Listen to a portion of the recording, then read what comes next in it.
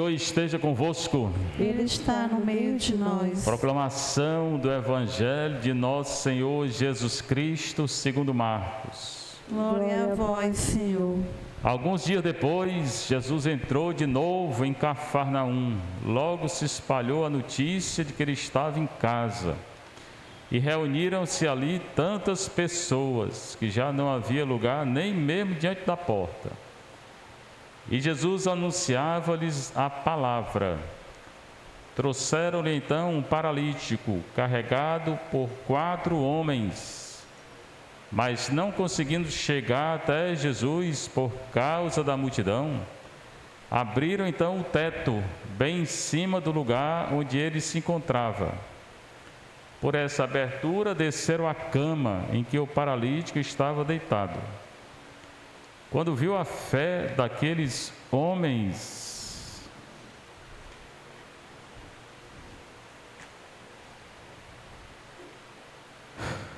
Jesus disse ao paralítico: Filho, os teus pecados estão perdoados. Ora, alguns mestres da lei que estavam ali sentados refletiam em seus corações: como este homem pode falar assim? Ele está blasfemando. Ninguém pode perdoar pecados a não ser Deus. Jesus percebeu logo o que eles estavam pensando no seu íntimo e disse: Por que pensais assim em vossos corações? O que é mais fácil? Dizer ao paralítico: os teus pecados estão perdoados? Ou dizer: levanta-te, pega a tua cama e anda? Pois bem, para que saibais que o Filho do Homem tem na terra poder de perdoar pecados, disse ao paralítico: eu te ordeno, levanta-te, pega a tua cama e vai para a tua casa. O paralítico então se levantou e, carregando a sua cama, saiu diante de todos.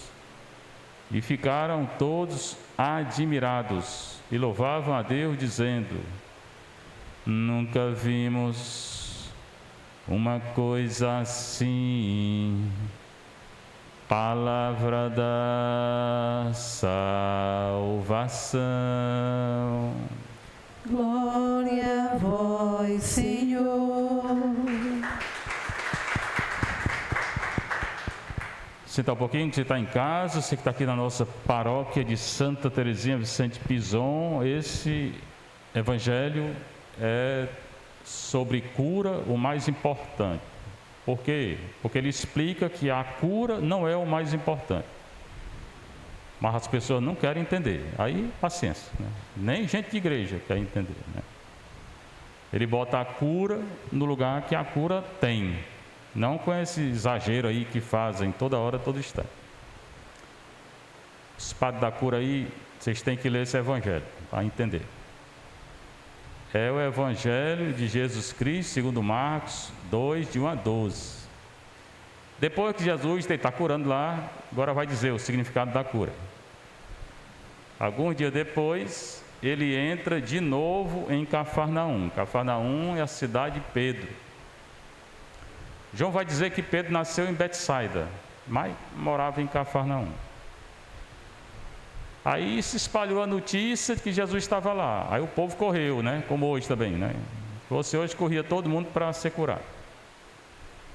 E reuniram-se ali tantas pessoas que já não havia lugar nem mesmo diante da porta. Pronto. Então imagina aí, né? Ninguém podia mais entrar na casa. Muita gente. O que Jesus fazia? Falava, pregava. A palavra dele, portanto, é mais importante que a cura, porque ele não começou curando, começou anunciando a palavra, a evangelização. Trouxeram-lhe então um paralítico, pronto, aí chega a hora da cura, né? Trazem um paralítico carregado por 4 homens, geralmente botava numa maca, num leito, só que não é essas macas de hoje, né? Era de pano mesmo, pedaço de pau, pano no meio, a pessoa deitava ali, né? Se era 4 homens, o homem devia ser bem fortinho, né? O paralítico, né? Não conseguiram chegar até Jesus. A casa cheia, não podia ninguém entrar. Aí traz esse paralítico, carregado por 4 homens, deitado numa maca, né? O que eles fizeram? Não podia entrar por causa da multidão. Abriram o teto. A casa judaica tem uma escada aqui, uma escada de alvenaria mesmo, do jeito que eles construíram.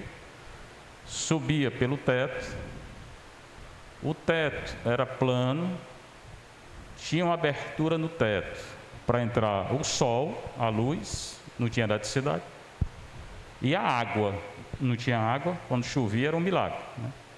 Então as casas tinham uma abertura no teto plano, e tinha uma escada por fora. Então subiram, ficaram no teto lá. Essa abertura muitas vezes era coberta, né, quando o dono da casa queria, e quando não queria, descobria. Foi bem. Eles descobriram a abertura, essa abertura circular, e por essa abertura desceram o paralítico. Não jogaram não, senão morria, né? Porque já estava paralítico, né? Então desceram com cuidado o paralítico. Por essa abertura desceram a cama em que o paralítico estava deitado. Bom, agora que Jesus vai dar uma lição, mas ainda hoje pouca gente tem. Quando viu a fé daqueles homens, então, a palavra de Deus é mais importante, a fé é mais importante. Jesus disse ao paralítico, ele não vai curar não, ele vai dizer assim: filho, os teus pecados estão perdoados. Mas o paralítico não estava ali para pedir perdão dos pecados não, nem o povo estava. O povo queria era a cura, e Jesus não curou. Filho, os teus pecados estão perdoados. Pronto, o mais importante é perdoar pecado. Muito mais importante que cura, do que tudo. Nos céus entra cego, coxo, aleijado, paralítico, doido, mas se não tiver o pecado perdoado, você não entra não. Entra de muleta, entra de cadeira de roda, mas se não tiver os pecados perdoados. E você pode estar curadozinho de tudo, se não pedir o perdão, não entra no céu. Então, o mais importante não é a cura, é o perdão, né? É bom os pregadores aí entender isso, né? Filho, os teus pecados estão perdoados. Aí, ali tinham os fariseus, mestres da lei. Hoje também tem um bocado, né? Doutor da lei aí. Acha que sabe tudo. Que estavam ali sentados, tudo olhando para Jesus. Refletiam em seus corações. Aí começaram a pensar, os fariseus, né? A julgar Jesus. Como é que esse homem está falando isso? Ele está blasfemando. Ninguém pode perdoar pecado não, só Deus. Pronto. Acusaram Jesus de blasfêmia. Imagina, né? Jesus conhece tudo. Não adianta pensar não, viu? Porque a gente peca até por pensamento, porque Jesus está vendo os pensamentos da gente.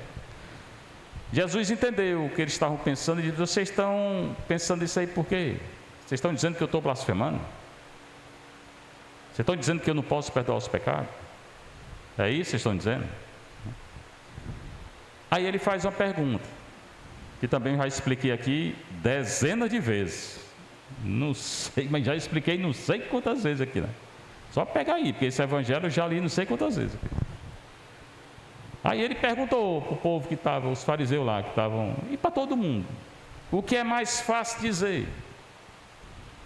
Levanta-te e anda, ou dizer: os teus pecados estão perdoados? Estou perguntando a você, o que é mais fácil dizer? Por quê? Pois faça a mesma coisa. Se você disser, se ele disser, como ele diz, os teus pecados estão perdoados, ele não precisa demonstrar não. As pessoas veem o pecado dos outros saindo pela cabeça, é? Se fosse, ninguém vinha confessar, que era uma ruma de pecado, né? E quanto mais velho, mais pecado, viu? Padre aqui que vai perdoar, eu te abençoo em nome do Pai, do Filho e do Espírito Santo. Pronto. Está perdoado. Ninguém vê nada. Nada. Eu, quando me confesso, eu sinto uma alegria grande no meu coração, mas ninguém vê nada. Mas, se ele disser, levanta-te e anda, ele tem que curar o homem. Na frente de todo mundo. Ele tem que demonstrar. Então é mais fácil falar: os teus pecados estão perdoados, do que levanta-te e anda. Porque se ele disser levanta-te e anda, ele vai ter que curar na hora lá. Pois bem, então ele perguntou: o que é mais fácil dizer? Teu pecado estão perdoado ou levanta-te e anda? Pois bem, aí ele continua: para que saibais, entendais que o Filho do Homem, que é ele, tem na terra poder de perdoar os pecados, levanta e vai para a tua casa. Então, a cura é para demonstrar que ele veio perdoar os pecados. A única finalidade da cura é essa. E as pessoas não entendem. A cura não tem finalidade em si. O perdão do pecado tem. Porque o mais importante é perdoar os pecados. Ele curou para dizer que ele tinha poder de perdoar os pecados, para dizer que ele era diferente, que ele era Deus. Mas as pessoas só correm atrás de cura. Pouca gente vem pedir perdão dos pecados. Não tem missa de cura aí, pronto. Vem até gente de fora, bota 1 milhão aí.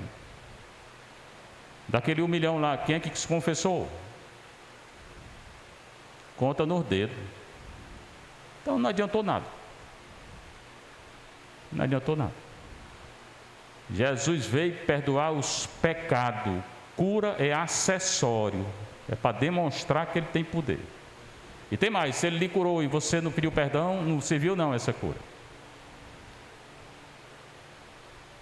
Curou aqueles 10 leprosos, só um voltou para agradecer, só um foi salvo. Tudo bem, pode curar, mas não é o mais importante. Até porque um dia vai morrer mesmo, vai ficar aqui como semente. Todo mundo vai morrer. Quando chegar a hora. Se esse pessoal de igreja entendesse esse evangelho, né? Os evangelhos de cura, tudinho, o mais importante é esse aqui. Mas não entende não, o povo não entende não adianta não, eu já falei não sei quantas vezes, mas... O povo não entende, o povo coloca a cura acima de tudo, não está. A principal cura é o perdão, que é a cura do coração. Eu te ordeno, levanta-te, pega a tua cama e vai para a tua casa. Naquela hora, o paralítico se levantou, pegou a cama e foi para casa. Então esse poder que ele tinha é para dizer que ele primeiro para dizer que ele era Deus, depois que ele podia perdoar os pecados. Não sei se entenderam, porque eu já falei isso aqui não sei quantas vezes, né? Entenderam? Entendeu? Pois vem dizer aqui o que eu falei. Não entendeu? Aí está toda vermelha aí, por que é que está vermelha? Tá certo. Pois bem, aí tem o livro de Samuel. Já nós estamos lendo o livro de Samuel. É capítulo por capítulo? Não, ele pulou agora para o 8. Leu o primeiro capítulo, o 4 e o 8. Vai pulando. É bom você ler todo. São 2 livros de Samuel na sua Bíblia. Na Bíblia hebraica só é um. Tá? Reis também é só um. E como a nossa vem do hebraico, então é só um mesmo. Pois bem, os anciãos de Israel, quer dizer, as pessoas importantes de Israel, se reuniram, foram procurar Shemuel em Ramá, uma cidade importante para eles. Aí diz: olha, tu está ficando velho. Samuel era um juiz, ele julgava, era um profeta também. Tu está ficando velho, tu vai morrer. Todo mundo vai morrer. E nós queremos rei. Israel não tinha rei. Quem governava Israel? Deus. Através de quem? Samuel. E dos profetas que Deus mandava. desde a época do juiz, antes, desde a época de Moisés. Moisés morreu, eles entraram na terra, veio Josué, depois veio o juiz, depois Samuel. Tinha rei não. Tinha rei não. Tinha presidente nem rei não. E os outros povos tinham rei. Os palestinos, filisteus, falei ontem, eles tinham rei. E eram mais poderosos do que Israel. Então eles queriam um rei para ficar poderoso. Tu estás velho, teus filhos não seguem os teus caminhos. Os 2 filhos de Samuel não valia nada. Por isso estabelece sobre nós um rei. Nós queremos um rei, para que exerça a justiça entre nós. Samuel ia morrer, era ele que fazia a justiça. Então, para o rei exercer a justiça, como se faz em todos os povos. Então, pediram, antes Samuel morresse, colocasse um rei para o rei julgar. A pergunta é: e se o rei fosse ruim? Vocês querem um rei? E se o rei for ruim? Se o rei for bom, tudo bem. E se for ruim? Como é que ele vai julgar? E a segunda pergunta, que na verdade é a primeira, a mais importante, é: vocês, quem governa vocês é Deus. Vocês vão colocar um homem no lugar de Deus? Samuel não gostou quando lhe disseram: dai-nos um rei para que nos julgue. Samuel foi contra. E era um profeta e invocou o Senhor. E o Senhor respondeu. O Senhor responde para quem tem vida de oração, né? Responde quando Ele quer, na hora que Ele quer, do jeito que Ele quer também, né? Mas respondeu Samuel: pode dar um rei para eles. Eles não querem? Pois bem, vão ter o rei. Mas, né? Porque não é a ti que eles rejeitam, mas a mim, para que eu não reine mais sobre eles. Isso aqui é o Antigo Testamento. Hoje acontece do mesmo jeito que está escrito aqui. Atende a tudo que o povo te diz, porque não é a ti que eles rejeitam, mas a mim, para que eu não reine mais sobre eles. Hoje, as nações todas têm um rei ou um presidente. Mesma coisa. Desses reis de hoje e desses presidentes, o Brasil tem um. Quantos seguem a Deus? Eu não conheço nenhum. O daqui segue não. Ele aprovou o aborto em janeiro. Está aprovando essa lei aí de ideologia de gênero, não sei o quê. Então, segue não. Foi o que Deus disse há 3.000 anos atrás. Não é a ti que eles rejeitam, mas a mim, para que eu não reine mais. Deus não reina no Brasil mais não, meu povo, esqueça. O Brasil foi católico, não é mais não, e está diminuindo cada vez mais. E o presidente não é católico. Mas não é só aqui, não. Na França, nos Estados Unidos, na Inglaterra, na Suíça, na Bélgica, em todo canto praticamente. É difícil encontrar um rei ou um presidente que siga a lei de Deus. A ONU, que diz que está na frente, a ONU não tem poder de nada. O que ela diz lá, ninguém segue se quiser. Diga isso não. Vou dizer, ela mandou parar a guerra. Parou? Não. Então não tem poder. Mandou parar a guerra da Ucrânia. Parou? Não. Não tem poder. A ONU é um arremedo. É uma mentira. Pode ser que sem elas fosse pior. Pode. Mas ela mesmo não tem poder nem de nada. Porque tem um conselho lá com 5 membros. Esses membros que decidem. Estados Unidos, Rússia, Inglaterra, França e China. Normalmente, eles nunca entram em acordo. Quando um manda parar a guerra, o outro diz, continua a guerra. E só pode decidir quando os 5 estão de acordo. Não estão nunca de acordo. Então, essa ONU não vale nada. E normalmente os Estados Unidos ficam de um lado, a China e a Rússia do outro. e a França e a Inglaterra de um lado ou do outro. Às vezes, muitas vezes do lado dos Estados Unidos. Pronto, então não decide nada. E ao mesmo tempo é a favor de aborto, e é a favor de ideologia de gênero, e é a favor dessas bagunças todas. Quem? A ONU. Pois bem, nem a ONU, nem governador nenhum, nem presidente nenhum, nem rei nenhum segue a lei de Deus, do jeito que ele disse. E mais, Deus vai dizer: eles querem um rei? Pois bem, o rei tomará vossos filhos e vai fazer guerra. E quem vai morrer na guerra? Os filhos de vocês. Ele vai pegar outros homens para trabalhar nas lavouras e nas colheitas, na fabricação de armas e nos carros. Para quem? Para o rei. Vai trabalhar de graça para o rei. As filhas serão perfumista, cozinheira, padeira, se não for concubina do rei. Vão deitar com o rei e nem vão casar com o rei. Não é isso que vocês querem? Os campos de vocês, as vinhas e os olivais, o rei vai tomar.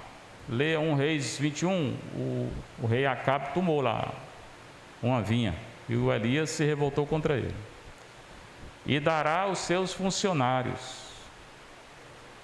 O que vocês plantarem, o rei vai cobrar o dízimo. O Brasil, isso aqui o Brasil tem, viu? O Brasil é o país que tem mais imposto do mundo. O Brasil é o país que tem mais imposto do mundo. Esse aumento aí que ele vai dar, ou já deu, não sei, não cobre o imposto não.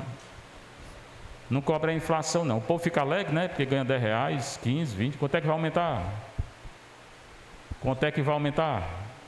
Já aumentou? Acho que já, não sabe. Pois não vai cobrir a inflação não. Cada coisa que você compra tem 50% de imposto. O quilo de arroz, o quilo de feijão, tudo. O celular que vocês compram aí, tem um imposto doido desse celular aí. Tudo tem imposto. A gasolina, vixe, Maria. Então, tudo você está pagando para o governo, nada de graça. Além de você comprar o produto, você ainda paga para o governo. O que Deus diz há 3.000 anos está acontecendo. Mas você não quer um rei, né? Pronto. Tomará também vossos servos e servas, bois e jumento, e fará trabalhar para ele. Exigirá o dízimo de vossos rebanhos, vós sereis seus escravos. Eu não sou escravo não, você é escravo sim, que você trabalha como miserável, ganha pouco, ainda paga a metade que você ganha de imposto. Como é que você não é escravo? A metade que você ganha é imposto para o governo. Naquele dia clamareis ao Senhor por causa do rei, que vós mesmos escolherdes, mas o Senhor não vos ouvirá. Quando o rei começar a fazer tudo isso, o povo vai rezar e Deus está dizendo: eu não vou ouvir a oração de vocês. Por quê? Vocês não pediram rei, porra, agora aguenta. Estão reclamando de quê? Não pediram esse presidente? Aguenta. Não elegeram? Eu não. Porém, o povo não quis dar ouvidos às razões de Samuel e disse: não importa, nós queremos um rei. Nós queremos ser iguais a todas as nações. Nosso rei administrará a justiça, marchará à nossa frente e combaterá por nós em todas as guerras. Pronto. Depois daqui Samuel vai sagrar o primeiro rei, nome dele Saul, nesse aqui não, é o rei de Israel. Depois Davi, depois Salomão, depois Roboão, depois o reino vai se dividir em 2, pecado dos reis. Aí vem uma ruma de rei do reino do norte, uma ruma de rei do reino do sul. Isso aqui é no ano 1000. No ano 720, o reino do norte vai para o exílio, porque os reis pecaram e o povo pecou. No ano 586, o reino do sul vai para o exílio, porque o rei pecou e eles pecaram. De todos os reis de Israel, salvaram 3. Davi, que pecou também, Josias e Ezequias. O resto não valeu nada, não valia nada.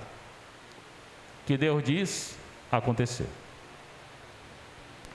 Era melhor ter ficado com Deus. Era Deus quem governava. Era melhor ter ficado com os bons profetas e não ter escolhido o rei. O povo foi dividido em 2, o reino. No ano 722, o reino do norte foi para o exílio. E no ano 586, o reino do sul foi para o exílio. Adiantou o rei? Não. O de hoje em dia também não adianta não, nenhum deles aí, porque nenhum segue a Deus.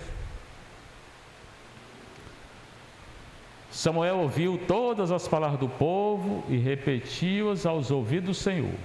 Aí Samuel contou, mas Deus já sabia, Deus ouviu. Aí o Senhor disse: faz a vontade deles, dá-lhes um rei. O rei foi a desgraça deles. O rei foi que conduziu eles para o exílio.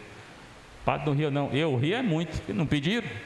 Então assuma o seu erro. Tem que estar chorando não. Não pediu. Como o filho pródigo, pediu o dinheiro, pronto, vai pecar, não quer pecar? Vai pecar até se acabar. Ainda bem que ele se converteu, e voltou. Pois bem, essa história que aconteceu tanto tempo atrás, acabei de explicar, acontece hoje, toda hora, todo instante. As pessoas hoje escolhem um presidente votando. Ninguém sabe realmente essas eleições, se são justas, se não são, eu não sei, só ouve falar, né, com um bocado de confusão. Mas escolhe um rei ou um presidente que não faz a vontade de Deus. Por quê? Porque a maioria não é católico mais. Adianta? Não. Adianta não. O que fazer? Se converter. Rezar por o rei se converter. E nós também se converter. Porque do jeito que está, essas leis que estão sendo criadas aí, tanto fora da igreja como dentro da igreja, não é de acordo com a vontade de Deus não, viu? O problema é que Deus responde. Ele não fica calado. Do jeito que ele deixou acontecer tudo isso com Israel, e eles perderam tudo, até hoje. Israel hoje é nada, e continua em guerra, porque não entendeu o que Deus mandou, até hoje. 4.000 anos, não entenderam ainda não. Vai acontecer de novo, Deus não deixa sem resposta não. E pior, para a igreja, que a igreja não pode se afastar da palavra de Nosso Senhor. Se afastar, Deus vai responder. Vai castigar? Vai castigar e muito. Seja louvado nosso Senhor Jesus Cristo. Sempre seja louvado, nossa Mãe Maria Santíssima.